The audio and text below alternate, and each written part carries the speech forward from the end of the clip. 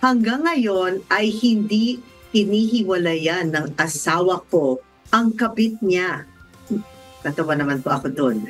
Nakita ko rin kagabi ang picture nila dahil sa social media post ng babae. Hindi po kami kasal, pero may 2 anak kami. Pwede ko po ba silang kasuhan? Attorney Noel Valerio from Medji. O pwede naman ho silang kasuhan. Kaya lang ang ating problema, hindi po sila kasal kasi ng caller ho natin.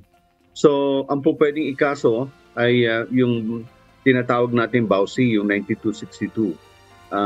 Dahil nga ho, malinaw yung sinasabi ng ating batas at ang ating Supreme Court, Korte Suprema, na kapag may kinakasama ka na at yung kinakasama mo ay nangangalunya pa, nakikikabit yung simpleng kasagutan, simpleng salita, at pinapakita pa sa social media, no? Kano yan? Malinaw na that would cause psychological problem, no? You're causing anxieties, mga sleepless nights. So, kano yan?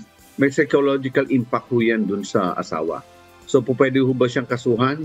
Maaring sobrang maari na pwede siyang kasuhan ho. Silang dalawa ho, in conspiracy pwede ho yan.